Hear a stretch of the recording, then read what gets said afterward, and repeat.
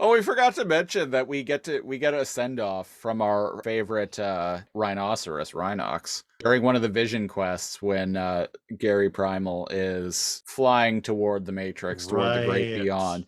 We get a actually really cool looking visual, like neon lights, and Rhinox is basically like, now listen here, Gary. We didn't always see eye to eye, and I made some mistakes, especially after having 12 too many beers, but you were always all right and by my books, and well, now I'm paying the price for all that shit that I did. So peace out. Here's to you. Pour pour one out for me when you get back home, brother. It's kind of an unceremonious end to Rhinox. Ain't too Anyway, late for you, man. Stop. You got to stop drinking a 12 pack a day. take it down to 6. Too much Energon. Hooray! You're Silverbolt.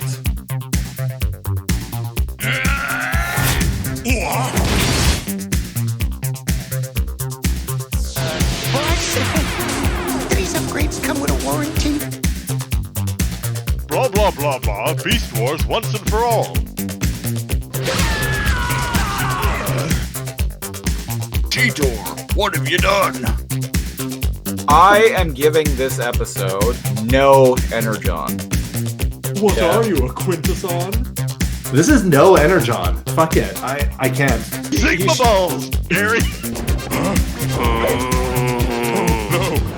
No, not that.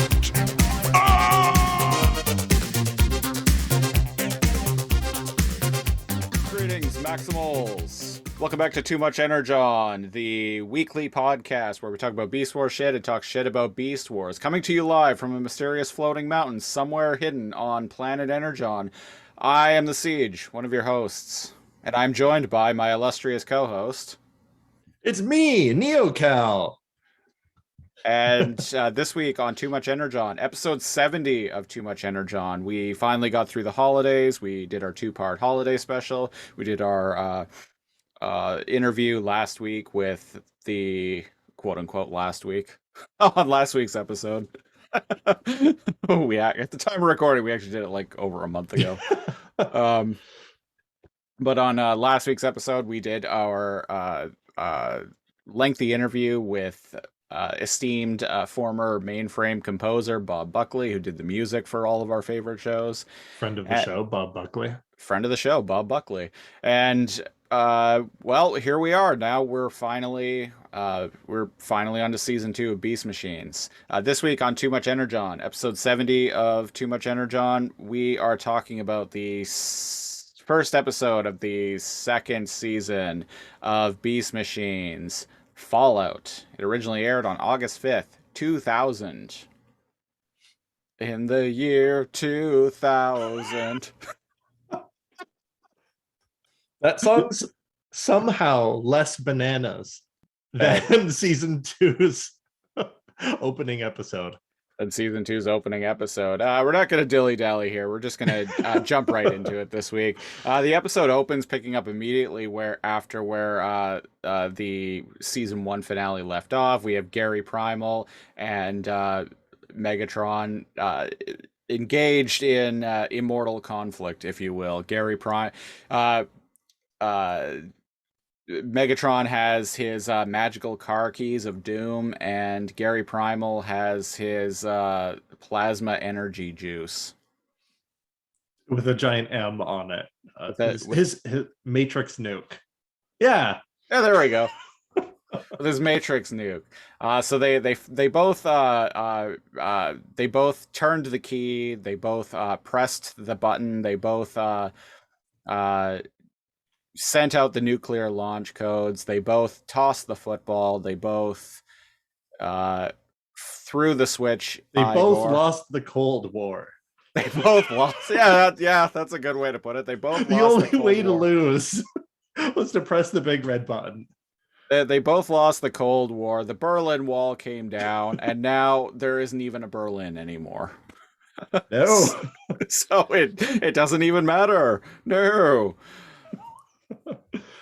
So yeah, we've got kind of a time vortex thing going on, which is kind of and I think Cal, you mentioned this in the end of at the end of the last episode of Beast Machines. I think you mentioned that this is kind of reminiscent of like the time vortex at the end of season 2 of Beast Wars. But But this like so much worse, right? yeah, well, and indeed so much worse. It actually completely obliterates Gary Primal. Like he just turns to Yeah. like dust. Like a nuke going off. I think at one point in the episode, his shadow or like his image is flattened like a Looney Tune Yeah, like well, image, like on the ground, and the others are like, yeah, that they're Primal? yeah, they're we'll mention that when we get there. It's like he it, it it's like his skin is just like it's like he was skinned and his skin is just on the ground. Kind of, yeah. Yeah.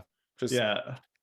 it's kind of comical, but it's also kind of horrifying when you start thinking about it in like realistic terms. Yeah. Yeah, yeah. So after Gary Yeah, he's Primal, dead. yeah, Like, he's dead. okay, help me out here. I've watched this what 3 times?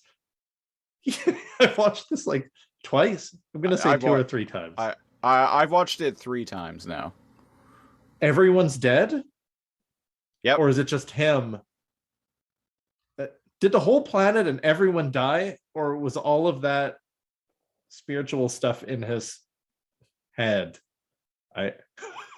I think he was communicating with the Matrix. It was in his head, but he was in communique with the Matrix or the Oracle or Okay, both. so I'm a little nebulous as to like what the difference between the Matrix and the Oracle is in this show, to be perfectly honest, because they seem kind of interchangeable, or they seem at least seem connected in some way. right. It's like the Oracle is the voice of the Matrix, maybe. The Oracle is Jesus. And yeah, the Oracle is Jesus and the Matrix is heaven. Sure. It's kind of its own thing. Right. Because the So Oracle's not a being. I kind of got the impression that it was. It seems sentient. It talks to him. It gives him advice. You're right. Yeah. So is the Oracle like a demigod? Like a transformer goddess? That's kind of what I think, yeah. Yeah. I'm sure it's been answered in the canon somewhere at some point. Someone will come along and be like, actually, it was revealed in this this comic book that was published in 2003 by Dreamwave Productions. Right? I'm making jokes, but actually, if there is info like that out there and somebody listening to this knows that, feel free to reach out to us because Oh, yeah. I'm actually curious. Yeah. So yeah, then we get like a vision quest of Gary Primal kind of flying through space, and Through a he's like wormhole? he's like fighting Megatron, and Mega I like one thing that goes on in this little bit that I like is Gary Primal says to Megatron, he's like, "You, Megatron, you tricked me. You tricked me into unleashing the plasma core energy or whatever and destroying everyone." And Megatron says to him, he's like, "We're all responsible for our own actions, Primo." And it's like, yeah, that the fact that like Gary here was like, "Oh, Megatron, like you tricked me into destroying the entire world," and it's like, I "No, didn't dude, make you do nothing. yeah, no, dude, you pushed that fucking those nuclear launch, you inputted those nuclear launch codes." I'm with Megatron on this one. He's like, we're all responsible for our own actions. Yeah, And Primal's like, oh, I guess I fucked over Cybertron, huh? yeah, And they're like grappling, and he's like, am I destined to fight you forever, Megatron? And I'm like, yeah.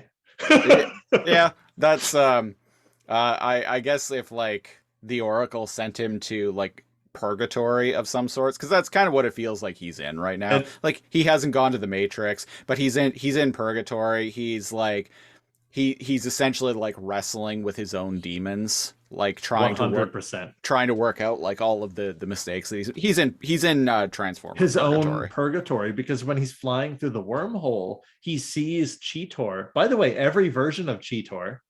Oh, it's all of them. Yeah, we get all of them, but we see like every iteration. So like OG Cheetor, Yeah. Oh, Transmetal Cheetor. we see that with the other Maximals too. Yeah. The only I one guess we only see that only has like two faces is Night Scream, because he hasn't had so multiple ugly. forms. But we get every face of Rat Trap. We get every face of Black Arachnia. You're right about the purgatory thing, because those faces are like his guilty subconscious, because they're like, you failed us, Big Bot, we're dead because of you. We were there for you, Big Bot, but you weren't there for us. And I'm like, they would never say this. No, Never. no, Even and if that were true, they would never say no, and that. indeed, we actually like that comes into play later on in the episode. Yeah, I like when the version of Megatron that he's fighting morphs into another version of Gary Primal. I rewinded this so much. I'm like, and he's blaming himself, and he's like, you destroyed Cybertron, and then he's like looking at himself, and he's like, and it's like the Spider-Man meme, like him pointing at himself. So so the long and short of it is Gary Primal comes to the conclusion that this is all his fault. He's killed all of his friends, and he starts like pleading with the Oracle, like, no, don't let my friends suffer. Take me, just spare them. And I guess that's enough for him to like conjure back into a corporeal form, back on the like platform that he was on with Megatron before, that he disintegrated on. His desire to fix the mistake he made gave him a physical form back in the Megadrome, the Negadome. The Megadome, yeah. Yeah. And so when he comes back into the real world, he grabs each form of the energy from the key to Vector Sigma in one hand, and he grabs the key from the plasma energy chamber in the other hand. One's blue, one's red. And he starts basically like wrangling them in. It's like, so he's like wrangling them in. He's like fucking like lassoing them back. Yeah, and like the red one is spiky. It looks like thorns. Yeah. And the green one is like electricity. So I'm assuming the green one was like the technological, the key, the Sigma key, and the red one's like the Sigma baller. The Sigma baller, and the red one is the organo bomb. And he brings the others back from the brink of death, the other Maximals, right? Yep. But he's not done. He wrangles them all the way back in to himself, and then makes a purple one. He combines blue and red. Science, kids.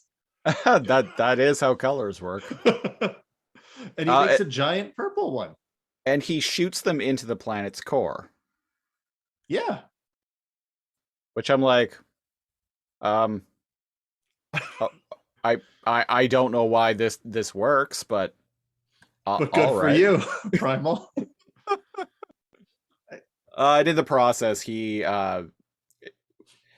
it's not directly shown here yet, but the implication here is that it kills him. Yeah. And so they find his Looney Tunes imprint. So the Maximals wake up and they're kind of like, oh, like we're alive, we're saved. That's weird. That's weird. And yeah, because Night Scream says something akin to, wow, we're alive. And Black Arachnia is like, speak for yourself. And she looks around and we see like just corpses of drones everywhere. And I'm like, they were never alive. They were mindless Viacon drones. Yeah, they're drones. They're Who are just you crying over. They're just offline now. Yeah. Like, they're not dead. They were never alive to begin with. The person who's controlling them is now dead. Yeah, they were like, well, literally drones. Yeah. Like, I don't see somebody flying a drone, and I'm like, oh man, if only he was free of his chains. That drone could be somebody. And if only we stopped enslaving the machines, we could have a mutually beneficial relationship. Right? Yeah, right. If Yeah, only. yeah, it's like crying over your microwaves not working anymore. Oh, I punched that. Somebody watched what's that freaking toaster animated movie? The brave little toaster. Somebody watched the Brave Little Toaster way too much. Where do the Maximals go? They go back to Megadome to find answers. Well, yeah, and one of them makes a comment about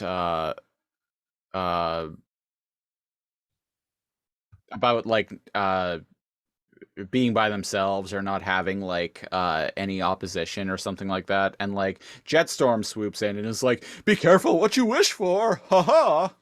Because I'm here, stupid face. Yeah, That happens after they find the primal corpse and the mega breath corpse. Oh, does it? Yeah, all they do is they go in there. Rat Trap jacks in, and he's like, "Huh, I can't find anything. There's no info here." They see the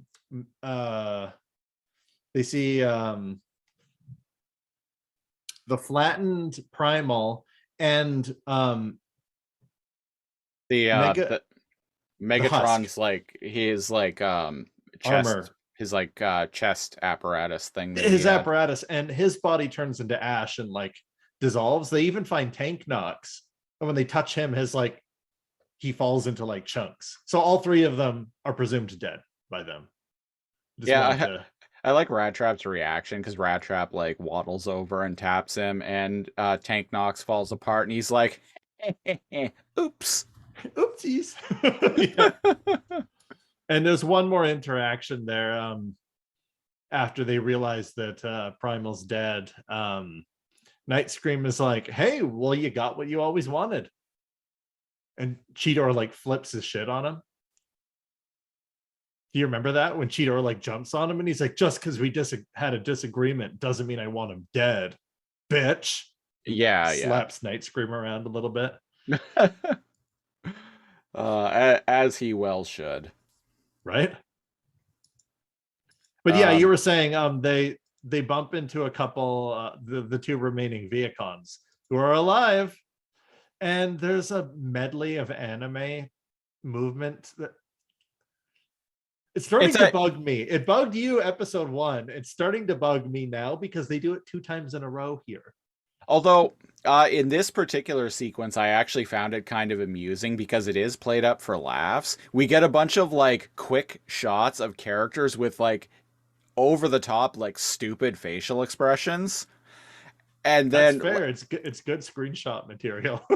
One of them is going to be the show art for the episode.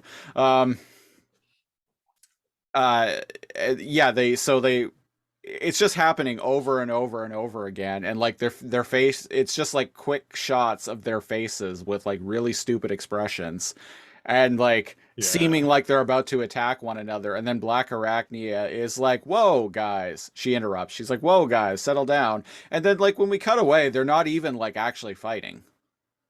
No, so like what was? So I never even thought about that. What were they doing? You're right. That is kind of like a comical nod at how ridiculous that sequence even is, because they didn't move. Yeah.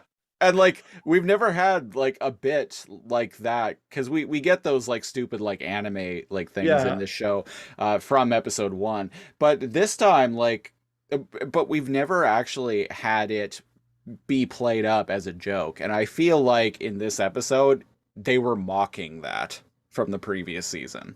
Mocking their own stylistic choice. Yeah. I was wondering, I was like, did that happen twice or am I crazy? when I watched it a second time, because the first time, I was gonna say Lady Arachnia, Black Arachnia, is I like, feel like we've boys, called her that at some stop point. it. We have.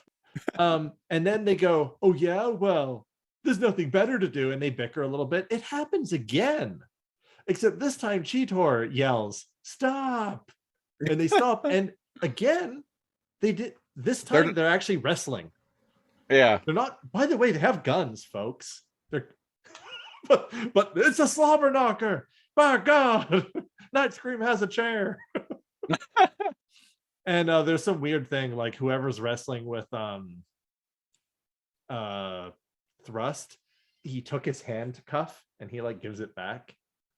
And the whole time this is happening, these action scenes, whenever it cuts to Rat Trap, he's just standing there going, Yeah. like he's not actually fighting, which I found funny. He's just kind of like, ah. Yeah. So all these action scenes are like happening of them fighting each other, and then Rat Trap's just like, Yeah, I think what do you want the from me? I think the one that I settled on that I'm going to make the artwork for this episode, I think is around the 13-minute mark in the episode. On the 13-minute mark, when they Yeah. have at her again. Yeah. Oh, is it the one with Rat Trap going, well, nope? yes. So for audio listeners, it's just him making like a really like big, like teeth baring, like kind of awkward grin. Yes. Was that it? Rat Trap just being like, Yeah. That's the one. and then the weirdest thing happens to me. Okay, I understand that they don't have all of their memories, or that they're new people, right? Them being Viacons changes Waspinator and Silverbolt's personalities. Right. That's fine. But Thrust is like, all right, Jet, let's get out of here. I don't need any other friends anyway. And Jet, what's his name? Jetstream? Jetstorm. Jetstorm. I was like, Scream? No, that's Night Scream. Jetstorm. Jetstorm is like, I swear I've watched the show. Jetstorm is like, what? We're friends? And Thrust is like, yeah, why not? Yeah. And I'm like, I've had friends like that. Yeah. Like, So yeah, okay.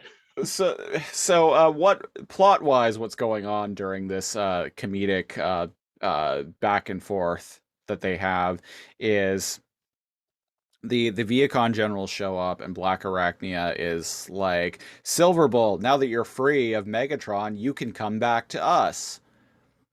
And Jetstorm's basically is just like, join, you bunch of pussies. I think not. and Cheetor is like, yeah, come on, we don't hold grudges. And Jetstorm's like, with you the leader? I don't think so, bitch. They start fighting again, and Thrust and Jetstorm decide that, okay, we won't fight, but we're not going to be around you guys. You guys are lame. So they just, so many places to see, so much destruction to blah blah. They go off to blow shit up or something. I don't know.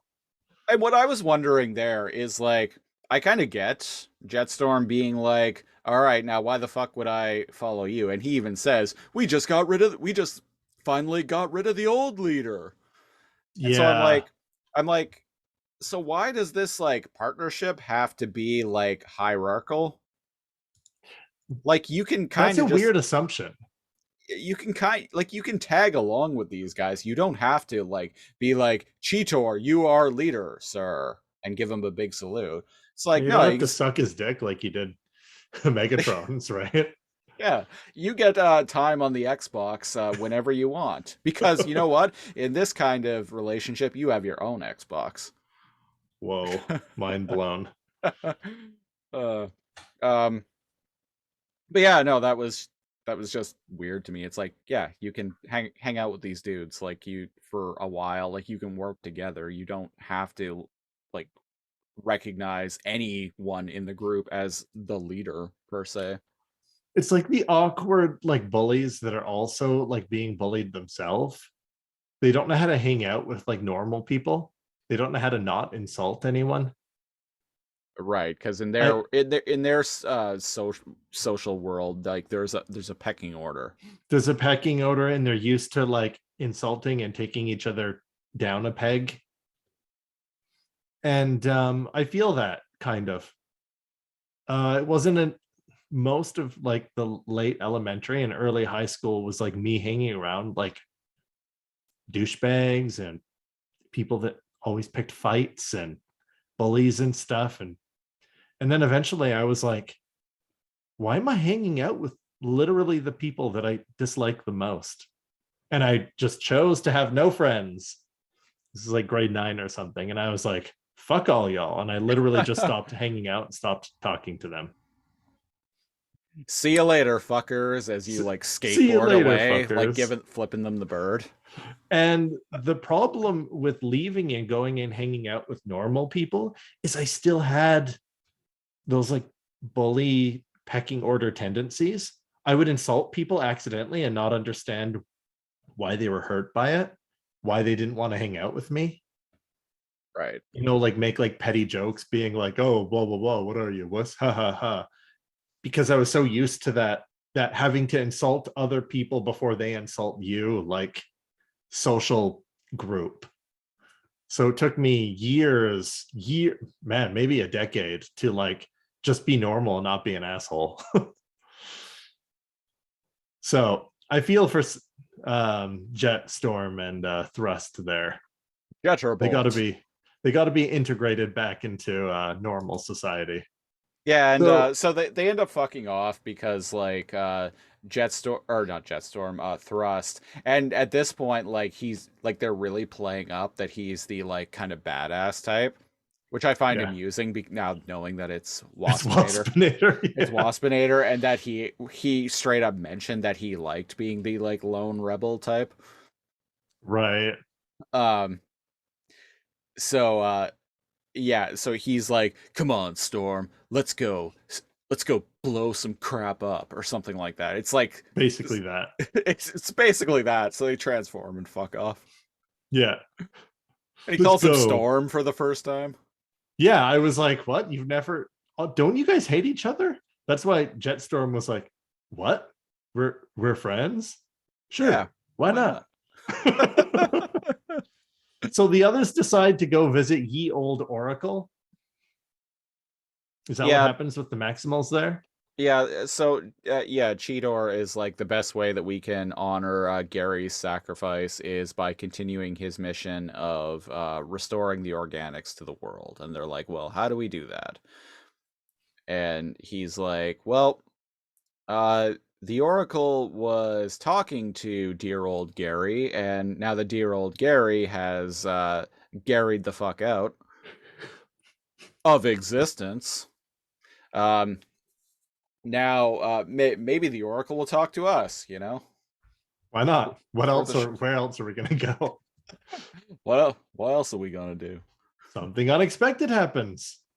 Cheetor does indeed pass the firewall, but instead of an oracle, a gigantic, stuck in purgatory, screaming Gary Primal is in the Stargate. Yeah, yeah. I, like just going,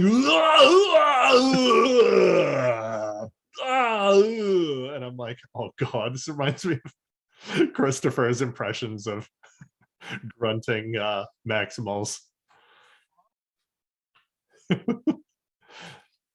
And for some reason, he's refusing to pass on because he needs the Maximal's forgiveness.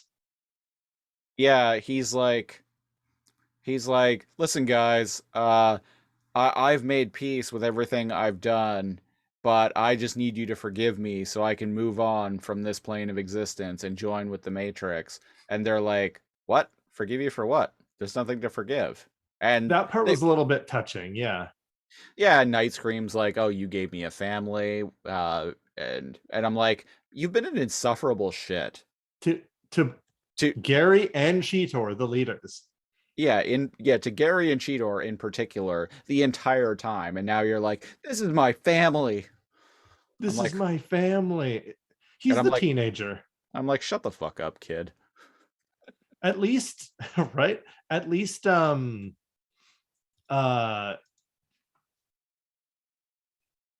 shut the fuck up, kid. At least Cheetor, when he was in his teenage phase on Planet Energon in Beast Wars, he that was fun. Like we knew he was wrong all the time, and he always like, you know, went in without thinking. But like Night Scream is like the emo version. Yeah. It Whereas kind of reflects the Cheetor like always seemed like he was just trying to prove himself when he was doing like his impulsive like teenage kid shit. Like he was whereas trying to prove himself. yeah, But he's trying to prove himself. with Night Scream, like he's just kind of insufferable. So he's like the I'm not a kid anymore. Gosh, when he's like 16, 17. But Night Scream is the other kind of teen who's like, oh my God, like you guys are the worst. I hate you, mom and dad. That's the difference between the two. Yeah. Right? Like Cheetor wanted to, like Lio Convoy Jr. wanted to Lyle Jr. wanted to be treated as an adult, and as such he was too eager to take the time and patience to learn how to be an adult. Night Scream is like the, you know, like emo phase, like 2000s kid, like, oh, like if you put a hand on me I'm gonna call social services, dad. What, right? I'm gonna run away.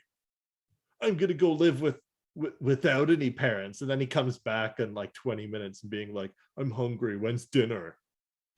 I for American listeners, I think it's like called like Child Protective Services or something like that in the States. Yeah. But yeah, it's basically like calling the calling the cops, so to speak. Calling the social workers and cops on your parents. Yeah.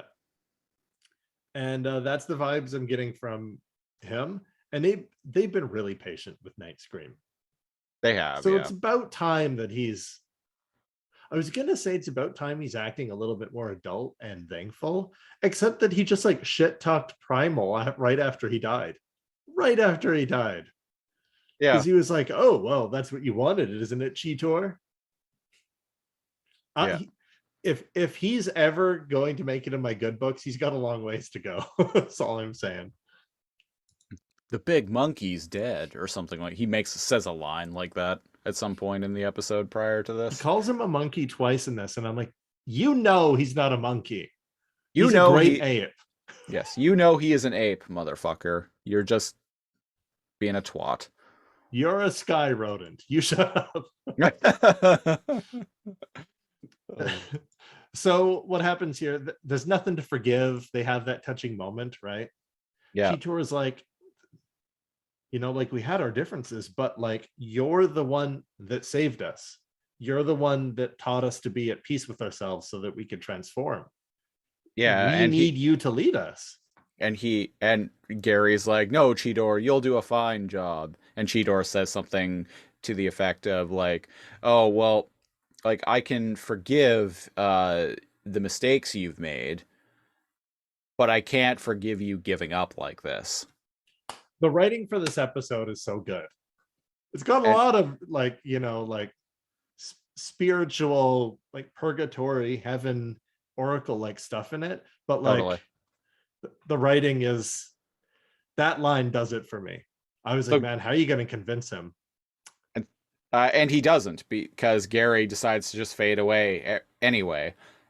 And Cheetor's like, "No, big bot," and then Gary like goes retreats like into the Matrix, and we get this like really like, I don't know why, but this series of shots tripped me out when he was like floating through space, and there were a bunch of other like smaller versions of him in the background also floating through space. Y'all ever see Interstellar? There's some black hole. I saw it once actually. I despite liking most of Christopher Nolan's movies, for whatever reason, Interstellar I didn't see until a few years after it came out. Same. I didn't see it until I think I like only a maybe year watched it. or Like so after it came out. I think I only watched it for the first time. Like it came out in 2014. I think I watched it for the first time in like 2019. First half is the most boring shit you'll ever watch. It's like people arguing in a cornfield for like an hour and 15 minutes. I couldn't really tell you anything that happens in the first. I don't know. I wasn't bored, but I wasn't bored at all watching the movie. No, I liked it.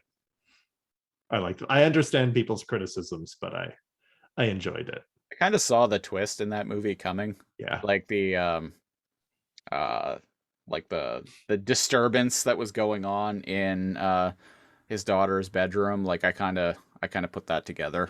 It certainly wasn't no ghosts. Uh Do. I don't think anybody watching was disappointed that it wasn't ghosts. I won't get into the deets of it in case anybody listening wants to go. You should go watch it. But nobody was like, spoilers "Is it for ghosts?" spoilers for an 8-year-old movie. Yeah. You know what? Fuck it. It's not ghosts. Yeah, you know what? Fuck it. It's like it's time dilation shit. It's like her dad from in the future, like communicating back to her. Through the tesseract inside the black hole.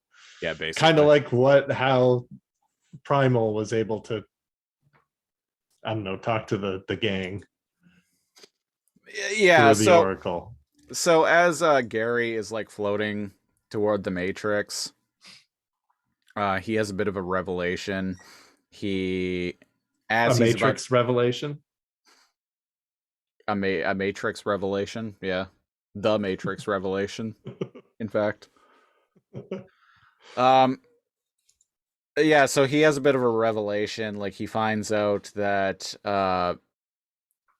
it was the will of the Matrix was why they went back to prehistoric Earth in the first place, and why they were able to it was to collect. It was the will of the Matrix for them to go back to prehistoric Earth, collect animal DNA, become beasts themselves, develop organic forms, bring it back to Cybertron, and make Cybertron techno-organic. Bingo. Dino DNA. In a very it it's an exposition dump, and it's kind of clunky, to be honest. It's clunky, but it fits. I just wish it was delivered in a less clunky manner. Yes, with a little bit more finesse, if you will. Yeah. And we kind of know that as the viewer. Like we kind of already figured that out. We just were never. It's telling us instead of showing us. So now, so Gary is like floating toward this, like the Matrix, which is like a vortex of sparks. It's a cool image. Yeah. It's a vortex of sparks, and he's about to like go in, and he's like, "I am ready to join the Matrix, but not today." And then like turns around and flies away. But not to. It's the way he delivers it. It's the way he says it. There's something about it, but he's like, "But not today." It's like the way and he's got this huge. I think I screenshot it at one time. It's at 1804. He's got this smile that's just like. Yeah, it's you tweeted out that the screenshot of it a while back. Yeah. Yeah. You were somehow like the show still surprises me with the primal faces. We've been doing this for how long? Like year and a half, long time. We've been doing this for a while. Well, it's episode 70 of Too Much Energon. And I'm still a gorilla face enjoyer. Amazing. So not today. So and he comes back like a boss. Yeah, he comes back, and he goes back to he reappears in a completely corporeal form again for the second time in this episode. So this is the third time he's pulled a Jesus? Yeah. Came back as Transmetal and Beast Wars. Came back at the beginning of this so that he could lasso the Doomsday weapons. Yeah. And he's coming back again because the Oracle's because the Oracle thinks he learned a valuable enough lesson out of all of this, which is kind of basically it's kind of funny when you Well, break it down that you way. got some pretty powerful people in your corner. Yeah, right? Primal. So Can you after even die anymore? Or is the Oracle just gonna give you like 99 lives and be like, YOLO? well, and the Well, not indeed you. after he reemerges, like the Oracle is like, you have learned the greatest lesson of all. You have exercised free will, and this is what makes you more than merely a machine. There's nothing more I can teach you, Optimus Primal. Go forth and be free, or some bullshit. And then the No, that's it. and then the Oracle like just vanishes. Some like parts of the shield that surrounded it Like the mirror kind of like bubbled out. Stargate liquid. Yeah, yeah, kind of like bubbled out and looked like floating bits of water, like when you see water in space. And that's exactly what happens. And I'm like, where are you going? Because Um, the Stargate piece is going. and then the Oracle like just I guess shuts itself down. It's like, all right, my work here is done, Fuck and this shit, I'm out. and all of those like water bits like kind of drop onto the ground and like turn into technorganic trees. Yeah, not the blue bad trees from No, like no, when the Sigma baller like laser yeah, touches organic things and turns them into like blue contagious tech. It's for the first time technorganic. that's such a weird concept to me. Technorganic plants. Can you imagine seeing something like that? So I can eat it, but also charge my cell phone. You I can don't eat know. it, but you could also do some mad hacks with it. So Primal chose the green ending in Mass Effect 3. Synergy. Yeah, basically. Or the That's purple ending. I Is it- don't know. I still haven't completed the well, like I beat all of those games many times over back in the day, Yeah. but I still haven't completed my Mass Effect Legendary Edition trilogy playthrough. Oh, I forgot to buy it when it was on sale. It is No. free on Xbox Game Pass right now. Oh, right. That Well, might include the PC version. I'm not sure. I'll go But, check it out. But check it out. Yeah.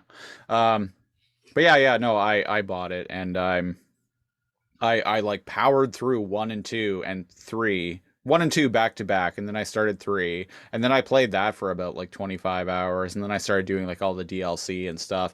And then I just got sidetracked. Because because there's so much DLC in the third one that it's, oh, I want to do this before I beat it. Oh, I want to do this. I want to do this. And I it wanted takes to away make from the urgency. I wanted to make sure I had like everything possible done so I could have my galactic readiness at the maximum. And yeah, I got distracted with something else. I think Resident Evil 8, Resident Evil Village came out Something like that. Yeah. because they came out really close to one another, and so I think Resident Evil Village came out, and I went to playing that, and then I just started playing other things, and I don't know. I'll go It back to it. happens. Yep, it happens. I'll go back to it. Speaking of So, things happening, yeah, galactic readiness. Primal's galactic readiness is climbing. yeah, and so he informs the Maximals that their mission is to create a perfect, not replace the technological on Cybertron with the organic, but to create a balance, a techno-organic balance. Yeah, that's what the Oracle always wanted. Yeah. And then what is the line that he says? Because it cracked me up when he said it. Just Where gotta is it here? find it in the episode now. Oh, he's like, what starts these cybernetic trees are just an example of what is yet to come for all of Cybertron. What starts in simplicity must grow in simplicity. That Always, part? yeah, always remember that. And I'm like, I'm like, fuck, is he like a fucking like Zen master now or something? One, that's not terribly deep. He's always been a Zen master, but that is not high up there. That's like some waspinator. Oh, what is planted in simplicity must grow in simplicity. That's some like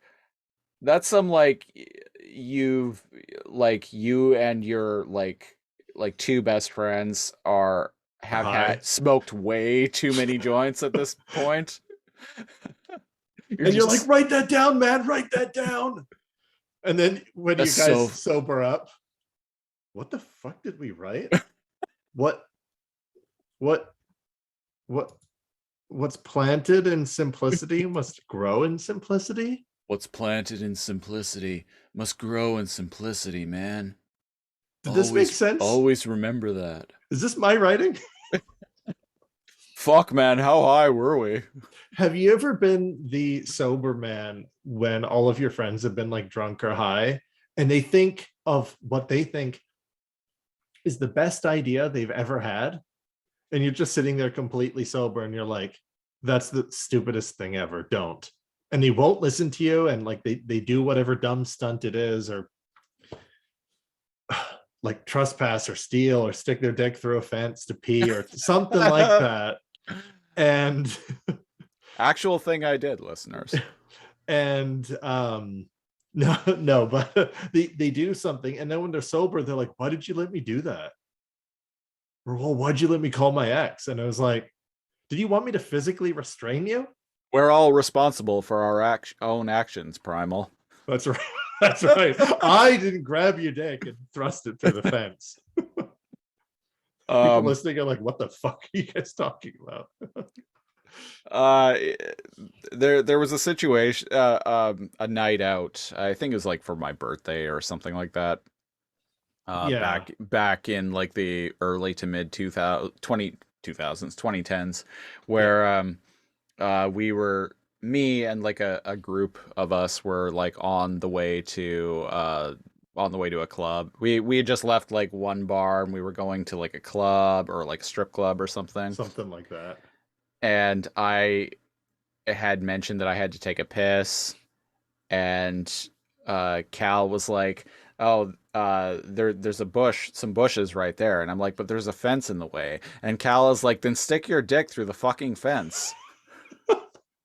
And it just cracked me up like so much, and lo and behold, I ended up doing it. But after everyone did. yeah, me and like two other guys, like we all did the same thing. But after I was finished and like zipped up and everything, like I just like still like kept cracking up so much that I fell on the ground. It's just the way Cal delivered the line. He's like, "Then stick your dick through the fucking fence." Just straight that. Yeah, the completely like stone face, like no cracking up, almost like an order. Put your hand on that wall. Oh man. Yeah. So anyway, there's the story. yeah, there's the story. But yes, Gary Primal's stoner wisdom here. I should screenshot his stoner face because he definitely has one. Right. Must grow in simplicity. There it is. 1939. 1939. It was a very good year. 1939. Good year.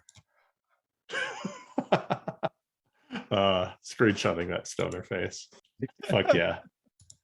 Full screen. So they decide that their mission now is they need to like refocus on recovering all the old sparks, and they're like, "Oh, well, how are we going to do that? This planet's empty." And they're like, "Oh, well, let's go to Megatron. Let's go back to the Megadome and see what's going on out there." And so they do that.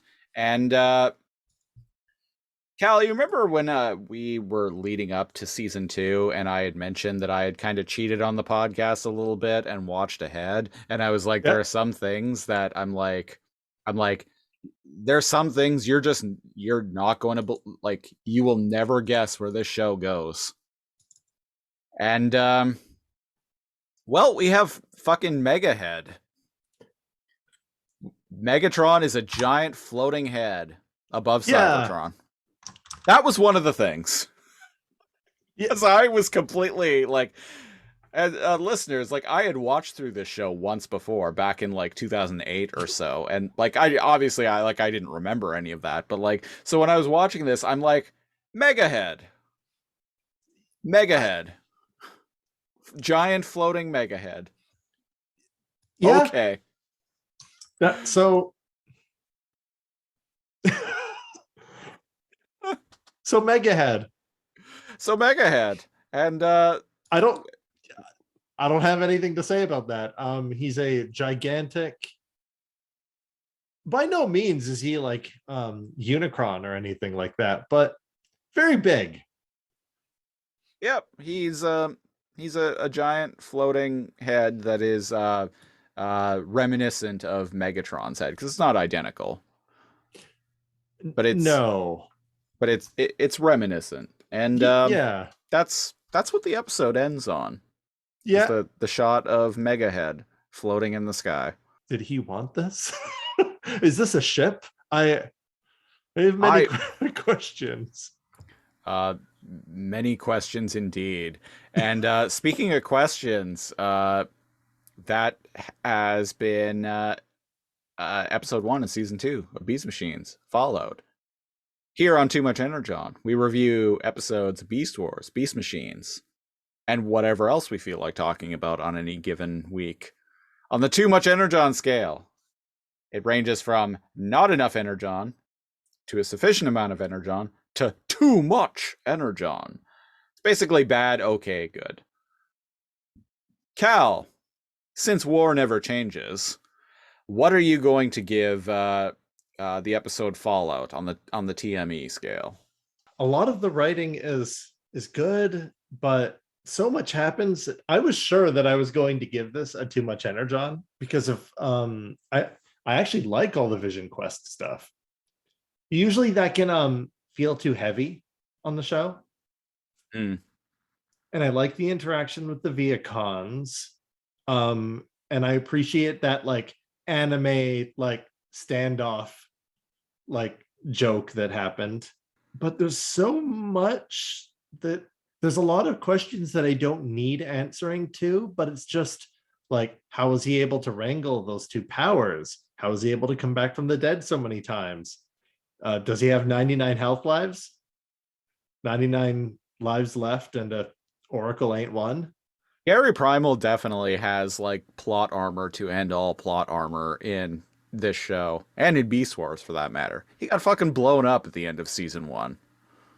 Yeah, that's. I wonder how pissed off Megatron is at how immortal Gary Primal is. The immortal Optimus Primal, brother.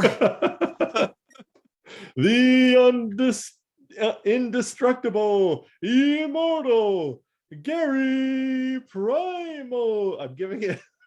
I'm getting and it. Fucking Voodoo Child by Jimi Hendrix starts playing. Bow, bow, bow, bow, bow, bow, bow, bow, bow, bow, bow. I love it. He comes out wearing an NWO bandana. That's it. No other clothes, just the NWO bandana. Well, he is a gorilla. It gets a sufficient amount of Energon because there's just so much. Thanks for letting me stall and think about it, because this is a very difficult episode for me to grade. Sufficient amount of Energon for me. Same for me. Too many Vision Quests for my liking. I'm not a big fan of Vision Quests. Like I said, Gary Primal has like plot armor to end all plot armor at this point.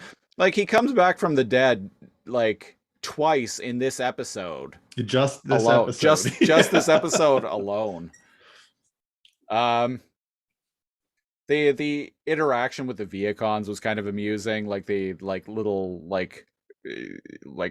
the people behind the show poking fun at themselves with the whole like anime like bit that they have done throughout the previous 13 episodes. Some touching moments, but I don't know, overall the episode was kind of just fine. Yeah. just because a lot of crazy shit happens doesn't necessarily mean that's a good a good thing. Yeah. So sufficient amount of Energon for me. He's come back 3 times as much as Jesus has. I'm just saying. Them's be fighting words. Yeah, you heard me. You heard it here first. You can quote me on that. GP versus JC. GP v JC. 2022. Dawn of the Messiahs. Dawn of the Messiah. Yeah. He who he who bringeth the technorganic. And also taketh away. I giveth the simplicity, I take the simplicity away. Always remember that, bitch. Except when I sober up, I don't remember what I said. Something about simplicity, seeds. Or was I just trying to remember a recipe? Who knows? Oh, right. Something about the pie. Cheetor, did you take the pie out of the oven? Cheetor, what have you done? What have you done? That's that. So that was episode 70 of Too Much Energon. We will be back next week with episode 71 of Too Much Energon. If you want to support the show, go to Patreon, patreon.com/lazorcomb, LAZORCOMB. We're starting at the $5 and up tier. You get bonus preamble audio week in and week out of... I'm slurring my words a lot today. I don't know why. I'm not drunk, I swear. Week in and week out of bonus preamble audio of us kind of shooting the shit and talking before this show and all the various shows that we do here at Lasercomb Productions. You also get a commentary track every month-ish or so of us watching a movie and providing live commentary. A little bit different than what we do on these podcasts. At the $10 and up tier, you get our weekly news and current events program, Lasercomb Tonight. And you also get to pitch a show for us to basically do what we just did on this episode of the podcast, but about a random show on our other podcast, the Lasercomb Podcast. So go to patreon.com/lasercomb, LAZORCOMB, if you want to get in on that. Social media, follow us on Facebook at facebook.com/lasercomb, spelled the same way. If you want to follow the show on Twitter, you can do that at Too Much Energon, all caps, or you can follow me at Lasercomb. Once again, LAZORCOMB. And Cal, you have the Twitters as well. The Twitter is NeoCal, NEO_KAL. I haven't plugged this for quite a while, but go to our website for the podcast, www.toomuchenergon.ca. It looks like something straight out of 1996. Yeah. If you don't have Spotify or any of that other stuff, you can just play it from the browser. Yep. And there's also links to all sorts of stuff on that website. So yeah, www.toomuchenergon.ca. The www part is very important because the URL will not work otherwise, and I don't know how to fix that. Thanks for reminding me. I also haven't looked into it terribly hard. my partner can fix that. It just went out of my head. Yeah, well, I haven't plugged the website in eons. I actually, for our the website for our reboot themed podcast, Alphanumeric, where we do this but talk about what we're talking about, reboot. I actually let the domain for that expire because I completely forgot about it, but I did renew the domain for toomuchenergon.ca, so that website is still active. Awesome. So yeah, go check that out. We will be back next week with episode 71 of Too Much Energon, where we'll be talking about the second episode of the second season of Beast Machines, Savage Noble. Coming up is even more stuff where I'm like, wow, the show's going here, huh? I just read the little synopsis, and I am curious. New Transformer concepts is all I will say. So I can only fathom. keep an eye out for that. Until then, I've been one of your hosts, Christopher Siege. And I'm NeoCal. And until next week, I am transformed again. What like starts in simplicity, like has to grow in simplicity, bro.